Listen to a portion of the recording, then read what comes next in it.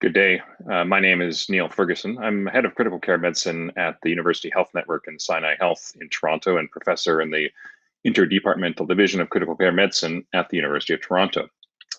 Today, for the next 12 minutes, we're going to talk about how to set the right PEEP. These are my disclosures, which aren't particularly relevant to this talk. Important to recognize that the debate about what is the right PEEP is not a new one. In fact, a lot of what we know about PEEP was summarized in this nice paper from Peter Suter and Barry Fairley, published in the New England Journal in 1975, where they showed that the PEEP that provided the best oxygen transport and the best total compliance was the same and was inversely proportional to the initial size of the baby lung or the functional residual capacity. Things have moved on from there and debates have raged for the next 2 or 3 decades. We've seen our use of PEEP evolve a little bit over time. Between 1998 and 2010, a modest increase in the amount of PEEP used in ARDS patients, although much of that came from the attrition of using very low levels of PEEP at less than 5 centimeters of water in some patients. Most recently, in the large lung safe data, you can see that in all patients, the average set PEEP was 8.5 centimeters of water, and in mild, moderate, and even severe ARDS, the average set PEEP was only 10 centimeters of water. Now, why are we setting PEEP? We're trying to recruit the lung and prevent atelectasis. But it's an important concept to realize that atelectasis in and of itself is not harmful. In this animal study from Brian Kavanagh's lab, where the lung was subjected to injurious ventilation, it's only in the non-dependent regions where there are mostly atelectasis, not so much injury. They were protected by atelectasis. What we're trying to do with PEEP is get the patient into this safe window on the volume pressure curve. We're avoiding the zone of overdistension, but also avoiding derecruitment and atelectasis, partially because repetitive opening and closing in and of itself may be an issue, but also more to the fact the more atelectasis there is, the smaller the size of the baby lung and the more stress and strain on those remaining alveoli that are open. And the fact is that this is a heterogeneous phenomenon. In some patients, they're highly recruitable. Take this example from Gattinoni's New England Journal paper showing a high recruiter when they went from 5 to 45 centimeters of water of PEEP, lots of reversal of atelectasis. Interestingly, though, there were lots of other patients who were not recruitable. Going from 5 to 45 centimeters of water PEEP resulted in very little recruitment, although it's important to note a couple of things about this. First of all, this beginning picture in the non-recruiter patient looks similar to our end picture in the recruitable patient. So many patients were not recruitable because they didn't have that much atelectasis to start off with. And when you apply high PEEP to somebody whose lung is mostly open already, you don't get any recruitment, but look what happens to the heart. You get significant compression and hemodynamic compromise. So lots of different ways we might set PEEP.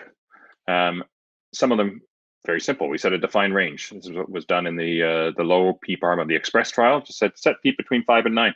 Easy. You also may set PEEP applying a plateau pressure limit. This was the high PEEP arm of the EXPRESS trial, which said set tidal volume of 6 mils per kilogram and then raise PEEP as much as possible while still keeping the plateau pressure less than 30. Another very common way is to use a PEEP FiO2 table. This was the approach that was used in the original ARDS network studies and tested also in higher versus lower PEEP FiO2 tables in the LOVES trial and the alveoli study. Here, this illustrates the so-called lower PEEP FiO2 table used in the original ARDS network trials, although we'll point out that once you get up to very high FiO2s, you're using quite significantly high levels of PEEP even in this low PEEP FiO2 table. And in the higher PEEP FiO2 table, the difference is all around these medium oxygen levels. So on 0.5 FiO2 in the high PEEP arm, you're using 18 to 20 centimeters of water PEEP compared with 8 to 10 in the lower PEEP arm.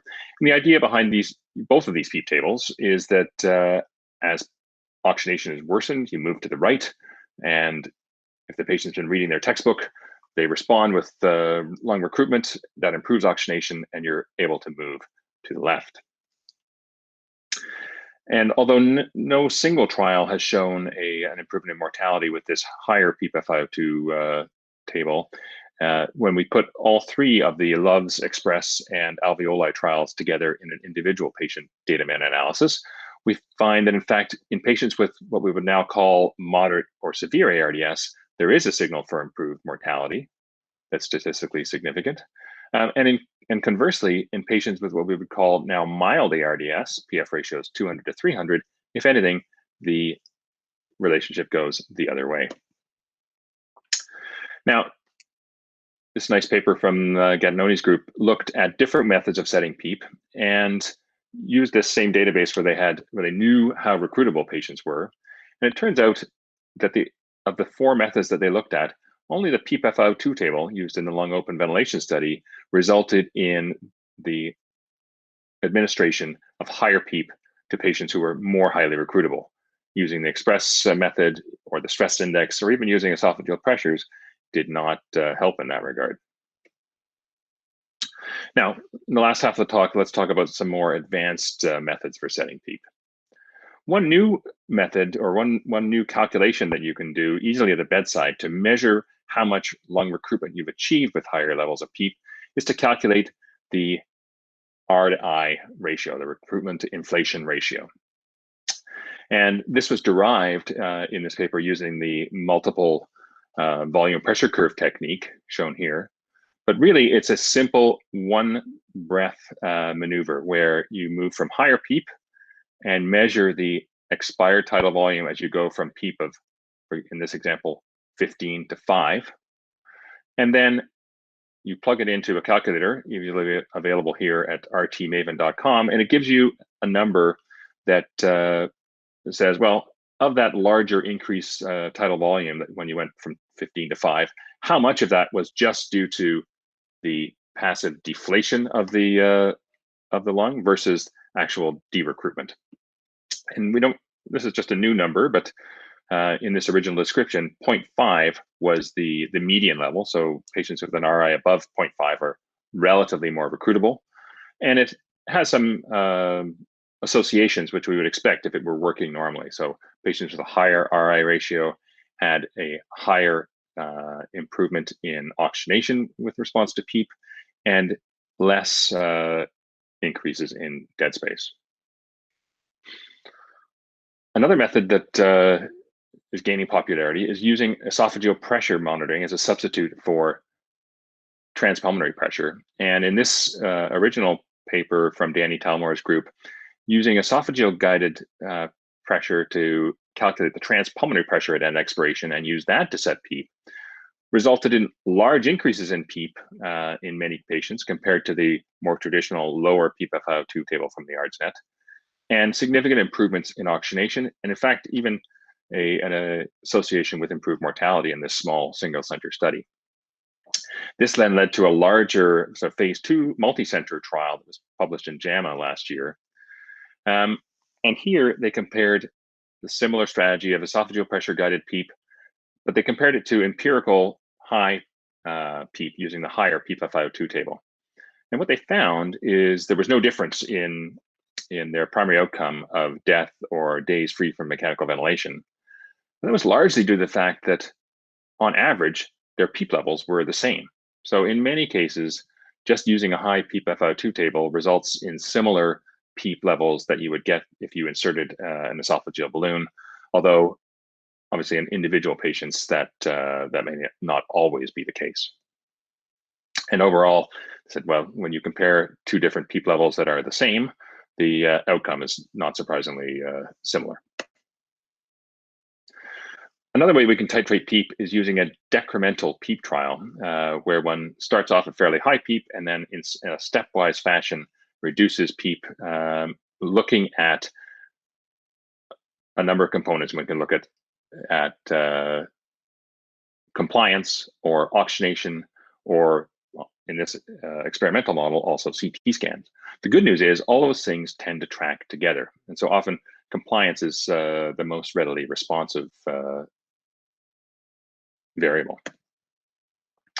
This is part of the strategy that was used in the ART trial, where they first did a staircase recruitment maneuver and then a decremental PEEP trial. The fact that this trial showed, if anything, a slight increase in mortality in the lung open group, I think should not cause us to throw the entire concept of higher PEEP out, as there are some irregularities with this trial, and it's hard to separate out the very aggressive recruitment process that they did with the higher levels of PEEP. We can also use more advanced imaging, and EIT, or electrical impedance tomography, is coming on the market with more market penetration every day. And here you can, again, use similar decremental steps and balance out on EIT the point where you have the increasing signs of collapse and increasing signs of overdistension to get the best compromise PEEP, which you can see can be quite different between different patients. There's evidence that different types of patients respond differently to higher levels of PEEP.